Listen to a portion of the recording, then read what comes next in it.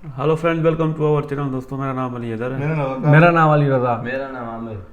तो ये महाकुंभ 2025 का एक और वीडियो आया है। आरजे रौनक भाई देखते हैं क्या एक्सप्लेन करते हैं। आज प्ले करें भाई। यार सोशल मीडिया पर दिखाई गई भीड़ की तस्वीरों से लोग बेहद डरे हुए हैं। दूसरी तरफ जब वो नहीं जाने की बात सोचते हैं तो उन्हें बुरा भी लगता है। उन्हें लगता है कि 144 साल बाद आए इस पवित्र अवसर को वो कैसे गंवा दें।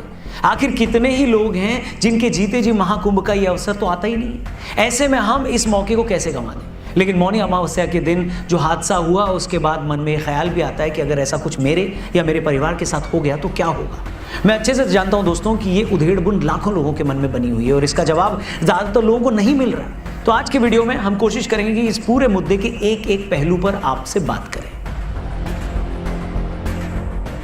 तो मौनी अमावस्या के दिन हुए हादसे से हम शुरू करते हैं। इस हादसे के बाद हमें दो तरह के बयान सुनाई दिए। एक तरफ वो लोग हैं जो ये बोल रहे हैं कि अरे इतने बड़े आयोजन में ऐसे छोटे मोटे हादसे तो होते रहते हैं। ऐसा बोलने वालों में एक मंत्री भी थे। दूसरी तरफ ऐसे लोग भी हैं जो ऐसे हादसे की ताक में ही बैठे थे। मतलब जब पूरी दुनिया महाकुंभ में की गई व्यवस्था की तारीफ कर रही थी, इस बात पर हैरान हो रही थी कि एक शहर में करोड़ों लोग कैसे आ सकते हैं, हर कोई व्यवस्था की तारीफ कर रहा था, तब ये कुछ नहीं बोल रहे थे। लेकिन जैसे ही मौनी अमावस्या के दिन ये हादसा हुआ तो ये गिद्ध टाइप के लोग बाहर आ गए, जैसे ईश्वर ने इनके मन की मुराद पूरी कर दी। हम इन दोनों ही लोगों पर एक एक करके बात करेंगे, इसलिए वीडियो अपने दोस्तों से जरूर शेयर करिएगा। तो देखिए दोस्तों, एक तो ये बात किसी को भी नहीं करनी चाहिए कि इतने बड़े आयोजन में हादसे तो हो ही जाते हैं, कुछ जाने तो चली ही जाती है। मैं इस बात से बिल्कुल अग्री नहीं करता हूँ, गुस्सा आता है मुझे। मेरा मानना है कि अगर भीड़ की वजह से किसी एक आदमी की भी जान जाने का भी डर हो तो लाखों करोड़ों लोगों की आस्था से पहले उस एक आदमी की जान ज्यादा जरूरी है। अगर एक माँ अपने बच्चा खो देती है, अगर एक बच्चा अपना पिता खो देता है ऐसे हादसे में, तो उस माँ या बच्चे को जो इससे दुख पहुंचता है, उस दुख की कीमत लाखों करोड़ों लोगों को मिलने वाले पुण्य से ज्यादा है। बहुत आसान होता है जब कोई दूसरा अपने परिवार का कोई सदस्य खो दे और हम अपने घर पर बैठे बैठे ये बोल दें कि अरे तो क्या हुआ, कुछ लोगों की जानें तो जाएंगी।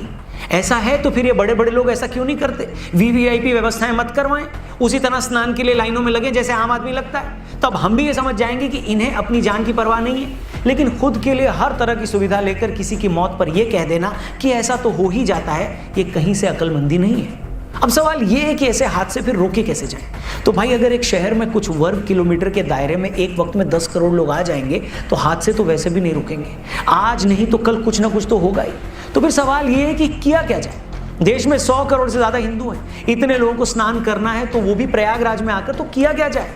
अब अगेन इस पर मेरी सोच थोड़ी अलग है, लेकिन मुझे लगता है किसी को तो ये बात करनी चाहिए। मेरा मानना है कि जैसे हर धार्मिक यात्रा में लोगों की संख्या पर एक कैपिंग होती है, उसकी एक संख्या तय की जाती है ताकि भीड़ को मैनेज किया जा सके, उसी तरह की कैपिंग महाकुंभ के दौरान भी होनी चाहिए।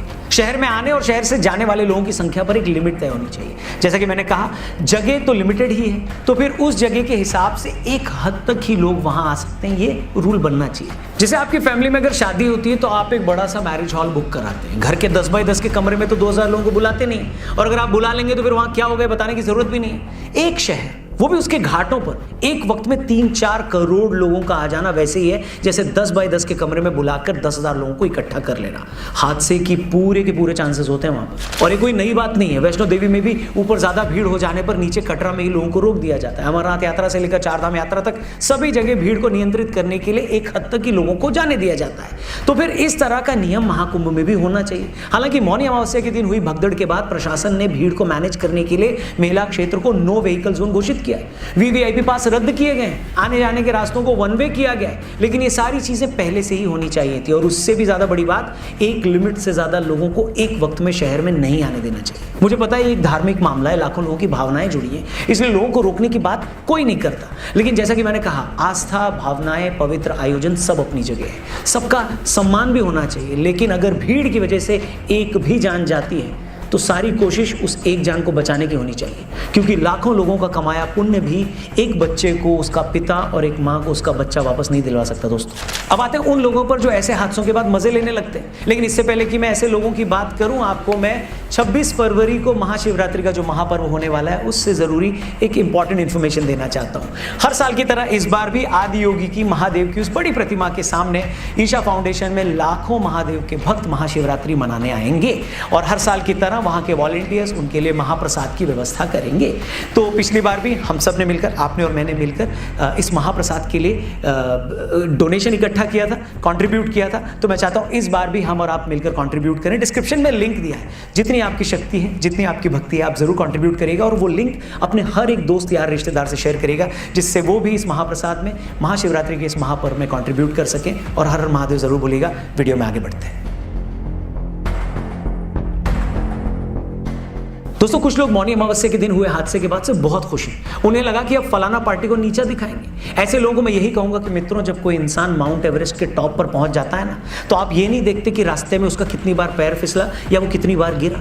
अगर वो टॉप पर नहीं भी पहुंच पाता, तब भी आपको इस बात के लिए उसका मजाक नहीं उड़ाना चाहिए, क्योंकि एवरेस्ट पर चढ़ना ही अपने आप में दुनिया का सबसे चैलेंजिंग काम है। सेम यही बात महाकुंभ जैसे इवेंट को ऑर्गेनाइज करने को लेकर भी है। मतलब भारत के एक शहर में अगर ऐसा कोई आयोजन हो रहा है जो हजारों सालों के दुनिया के इतिहास में आज तक कभी नहीं हुआ, तो पहले तो यही अपने में बड़ी बात। फिर आप देखिए कि सरकारों ने उस आयोजन को कामयाब बनाने के लिए अपना सब कुछ झोंक दिया है। सिर्फ जहां मेला हो रहा है वहां की सुरक्षा के लिए पुलिस से लेकर पीएसी, होमगार्ड और अदर फोर्सेस के 50,000 से ज्यादा जवान लगा रखे हैं।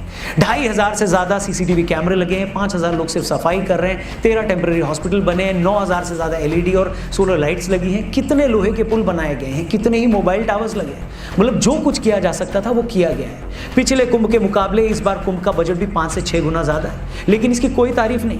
पर जैसे ही कुछ हादसा हुआ तो आपको लगा रे ये तो पॉलिटिक्स करने का बढ़िया मौका है। कुछ लोगों को लगता है कि चलो इसी हादसे के बहाने अपनी राजनीति चमका ली जाए। यहां तक कि लोग इस बात का भी वेट नहीं करते कि अरे पहले हादसे को लेकर जांच तो पूरी हो जाए, क्योंकि अभी जो लेटेस्ट खबर आ रही है उसमें तो कॉन्स्पिरेसी का भी एंगल आ रहा है। हादसे के टाइम वहां मौजूद 2 लोगों ने पुलिस को बताया कि कुछ लोग भगवा झंडा लेकर भीड़ में अचानक घुसे थे, जिसके बाद ये सारी भगदड़ मची है। इसके अलावा वहां लगे एआई कैमरों में ऐसे 120 लोग दिखे हैं जिन पर पुलिस को शक है। इनमें से 100 से ज्यादा लोगों के फोन 24 घंटे सर्विलांस पर हैं। उस वक्त उस एरिया में 16,000 फोन एक्टिव थे। उन सभी नंबरों की चेकिंग हो रही है। उसमें कुछ नंबर हादसे के बाद से बंद भी हैं। इसके अलावा गुरपतवंत सिंह पन्नू ने भी मेले से पहले धमकी दी थी कि पीलीभीत में पुलिस ने जिन 3 खालिस्तानियों का एनकाउंटर किया था उसका बदला वो महाकुंभ मेले में लेगा। ये सारी बातें मैं यहां इसलिए बता रहा हूं कि आप लोग ये समझ सकें कि ऐसे माहौल में मेला करवाना कितना बड़ा चैलेंज है। लेकिन इसके बाद अगर ये पता लगे कि कुछ लोग वहां पर पहले ही माहौल खराब करने में लगे, यहां तक कि ये जगह टेररिस्ट के भी निशाने पर है, तो आप समझ सकते हैं कि हालात कितने खतरनाक हैं। इसलिए अगर कोई हादसा होता है तो विपक्ष को इस पर पॉलिटिक्स करने से पहले इन सारी बातों का भी ख्याल रखना चाहिए। ऐसे में आप बिना जांच हुए हादसे पर हमदर्दी जताने से ज्यादा उस पर पॉलिटिक्स करोगे तो ऐसा लगेगा कि आपको हादसे का अफसोस कम और इस बात की खुशी ज्यादा है कि चलो इसी बहाने अब सरकार को घेरा जाएगा।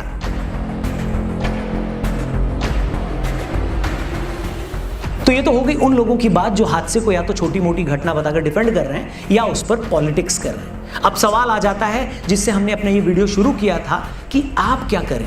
क्या आप भीड़ या हादसे के डर से वहां न जाएं या फिर 144 साल बाद मिले इस अवसर का फायदा उठाएं और स्नान करके आएं? मैं तो कहूंगा दोस्तों, ये इस बात पर डिपेंड करता है कि आपके अंदर मेले में जाने की भावना कितनी तेज है। अगर आपको लगता है कि ना, मुझे भीड़ से डर नहीं लगता, चाहे कुछ भी हो जाए, मुझे तो जाना ही चाहिए, तो आपको जाना चाहिए, क्योंकि हर पवित्र यात्रा में चुनौतियां तो होंगी। अगर आप कैलाश मानसरोवर की यात्रा करेंगे तो वहां मौसम भी चुनौती और आपको चलना भी बहुत पड़ेगा।